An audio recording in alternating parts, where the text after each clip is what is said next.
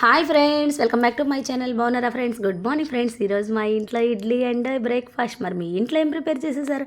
మా ఇంట్లో తెల్లటి ఇడ్లీలండి. అదే బట్టలు ఉతికి తెల్లగా వస్తాయి చూసారా, అలాంటి తెల్లటి ఇడ్లీలు.